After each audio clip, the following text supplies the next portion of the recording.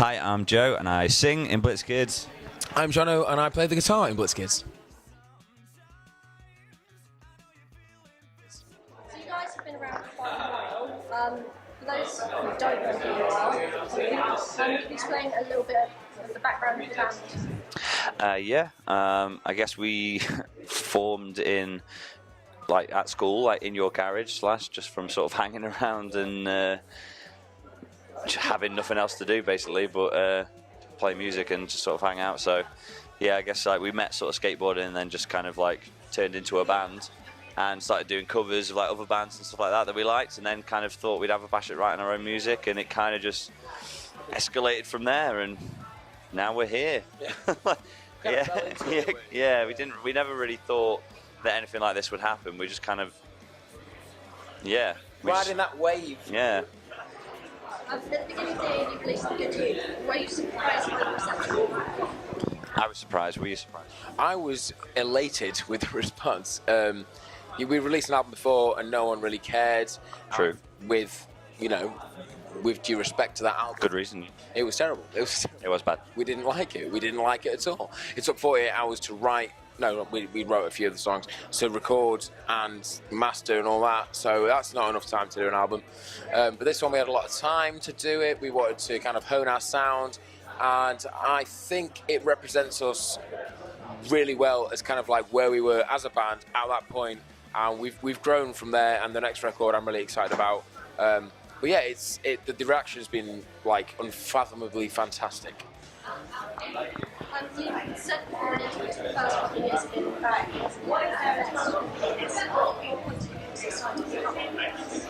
I think the first couple of years it was fine because we didn't really think of it sort of going anywhere. We were just having fun. Just people were booking us to play shows, and we were like, all right, like we were just 5 lads in a van just driving around the country, just getting drunk every night and just playing shows for basically no money, but like doing essentially what we're doing now.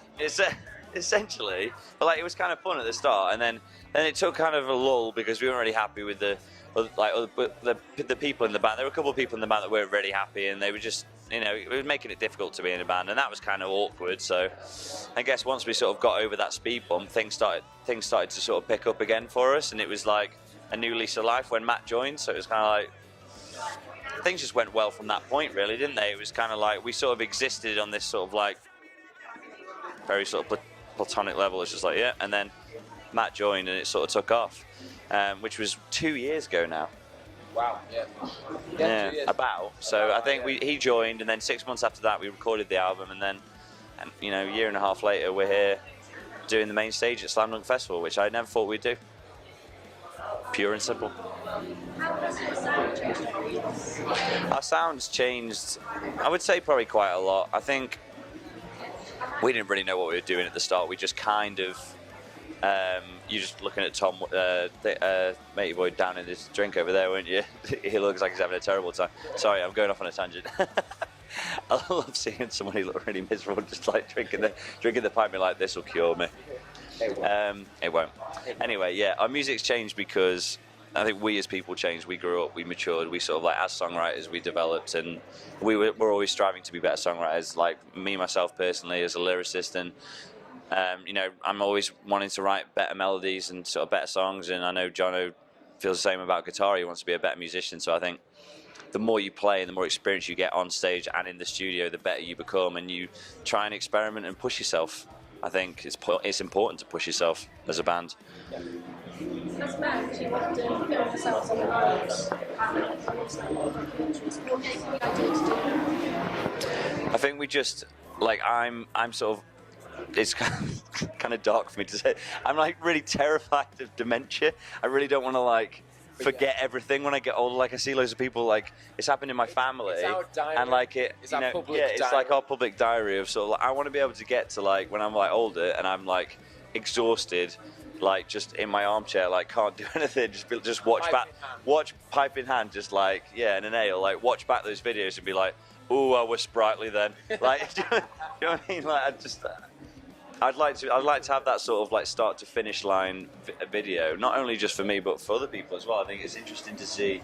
We filmed it from the start, so I think it's interesting for other bands to see what we went through and how we got to where we are, because it's kind of important, isn't it, really, for them to show, for them to see that it is kind of tough sometimes. But if you don't give up and you keep trying and you keep making a go of it, then you can do anything. What's your biggest ambition? Biggest ambition? I want to headline Reading and Leeds Festival. I want to play Reading and Leeds Festival. I don't give a shit about headlining. I just want to play. I don't care where. I don't care what stage. Like, that's my favourite festival in the entire world. Reading and Leeds. It's the one. It always has been. I went for the first time in 2003, and like I just fell in love with everything there. The people, the vibe. It was just. It's so. It was just such a different. I just finished my GCSEs, and I went, and my mum let me go. Bless her. And yeah, it was just absolutely amazing. And who headlined that year? Metallica. Blink-182 was second headliners to Linkin Park that year. Do you know what I mean? That's how strong that festival was that year, and it still is as well. So if we were ever, included on that bill in any capacity, shape or form, that would be a dream come true. So yeah, I guess that's our ambition. It is all of us as well, because we all went to it as well. So yeah, Reading and Leeds. Thank you. Good. Craziest thing. It was pretty nuts when we went out to celebrate signing our record at Chateau Marmont in LA, and we sat down for a cigarette outside, and Michael Fassbender was just sat next to us. That's pretty mental. That was weird, yeah. And then after that, we went to. He was off his trolley. He was right merry that night, wasn't he? Yeah, he was having a great time. He was smashing. So it's fine. He was hitting on that bird when he was like slurring his words. I was like, oh Michael. But he still got there, yeah. Yeah, he got there. That was pretty nuts. And then we went to a strip bar afterwards and spent $500. The one from Entourage. $500 each. In $1 bills. Except you thought that all their bills looked the same, so Jono threw the $20 bill at a stripper, and he thought it was a $1 bill, and then he realised and he asked for it back. She didn't give it back. She did not give it. She was not happy, and she did not give it back. She had great breasts though, so I guess it's okay. We digress. You mentioned the album. What made you decide to write it? I think really we were just given the opportunity because we always knew that John Feldman's been one of our favourite producers for a while. He worked on, The Used's first album, Story of the Year's first album. They were like huge bands for us. They still are now, but they were huge bands for us when we were starting out. I used to watch that Maybe Memories documentary all the time. Look at James the Dukin's face. Where is it? You can't see him now. He's popping through the door and making faces at me. Sorry. See what I mean? You can't do a serious. Look at him. You can't. You can't do a serious interview at Slam Dunk because we know too many idiots that are trying to put us off. He did like all those albums that are really important to us. So sorry, I can't. We got the opportunity to go over there because he really liked our band. We've been in touch with him in the past. Joe went over there on a family holiday, and John got in touch. And Joe went over and did a demo, and that song was for Sometimes. Yeah. And his family, he was meant to go home on a certain date, and John rung him and said, you can't go home, I'm not letting you go home. You have to stay with me for another 2 weeks in the studio, and we have to demo some more songs. So he did, and his family went home, and he was left in LA on his own. He had to babysit his kids, like when he went out. You babysit Ashley Simpson's kids as well, right? Yeah. They were a nightmare. Oh, were they? Hey up, Ashley, you alright? But yeah, it was an opportunity that we really couldn't pass up. When he said that he wanted to actually do the album, would have been mugged to not do it. I mean, like, we love... They believed in us so much, didn't they? Yeah, we love the whole vibe over there. It's kind of like hot every day.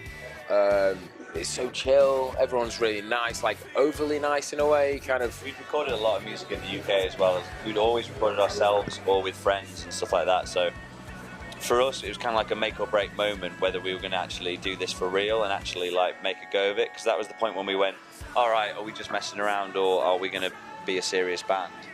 Yeah. And I think for us, we wanted to throw ourselves out of our comfort zone and go somewhere where you know, we wouldn't have all the creature comforts of home, and like it would really test us. Like it would just test us basically. And I think going out there and being away from all of our like home, like our family and stuff like that, and our friends, it made us focus on what we were there to do, which was to write the best album we could. We have got a headline tour in October. We have got a European tour with Death of Anna in October. We're headlining in Europe in July, which is, you know, I didn't ever think we'd say we were doing that. Like headlining a tour in Europe is wicked. And then just every festival under the sun pretty much this year, and then that'll pretty much take us through to November, and then I'm kind of hoping we have some time off, because I'd quite like to chill out. It's pretty hectic. Play some golf. Yeah. But yeah, it's busy this year. Cool. Cheers. You are welcome.